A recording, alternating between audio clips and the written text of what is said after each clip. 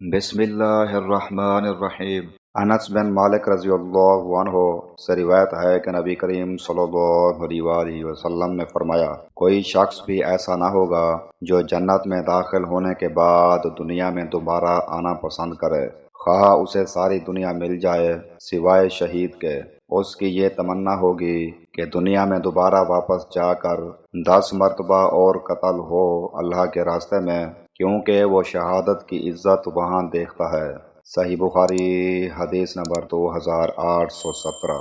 ابو ہریرہ رضی اللہ عنہ نے بیان کیا کہ نبی کریم صلی اللہ علیہ وآلہ وسلم نے فرمایا، شہید 5 قسم کے ہوتے ہیں: طاعون میں ہلاک ہونے والا، پیٹ کی بیماری میں ہلاک ہونے والا، ڈوب کر مرنے والا، دب کر مر جانے والا، اور اللہ کے راستے میں شہادت پانے والا۔ صحیح بخاری حدیث نمبر 2829۔ ابو ہریرہ رضی اللہ عنہ سے روایت ہے کہ نبی کریم صلی اللہ علیہ وآلہ وسلم نے فرمایا کہ جس شخص نے اللہ کے راستے میں ایک جوڑا کسی چیز کا خرچ کیا تو اسے جنت کے دروغہ بلائیں گے۔ جنت کے ہر دروازے کا دروغہ اپنی طرف بلائے گا کہ اے فلاں، اس دروازے سے آ۔ اس پر ابو بکر رضی اللہ عنہ بولے، یا رسول اللہ، پھر اس شخص کو کوئی خوف نہیں رہے گا؟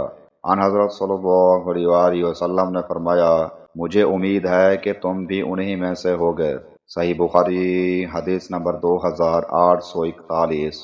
حضرت ابو ہریرہ رضی اللہ عنہ روایت کرتے ہیں کہ نبی کریم صلی اللہ علیہ وآلہ وسلم نے فرمایا کہ جس شخص نے اللہ تعالیٰ پر ایمان کے ساتھ اور اس کے وعدہ ثواب کو سچا جانتے ہوئے اللہ کے راستے میں جہاد کے لیے گھوڑا پالا، تو اس گھوڑے کا کھانا پینا اور اس کا پیشاب و لید سب قیامت کے دن اس کی ترازو میں ہوگا اور سب پر اس کو ثواب ملے گا۔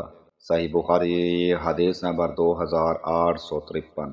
زید بن خالد رضی اللہ عنہ نے بیان کیا کہ رسول اللہ صلی اللہ علیہ وآلہ وسلم نے فرمایا، جس شخص نے اللہ کے راستے میں غزوہ کرنے والے کو ساز و سامان دیا تو وہ گویا خود غزوے میں شریک ہوا، اور جس نے خیر خواہانہ طریقے پر غازی کے گھر بار کی نگرانی کی تو وہ گویا خود غزوے میں شریک ہوا۔ صحیح بخاری حدیث نمبر 2843۔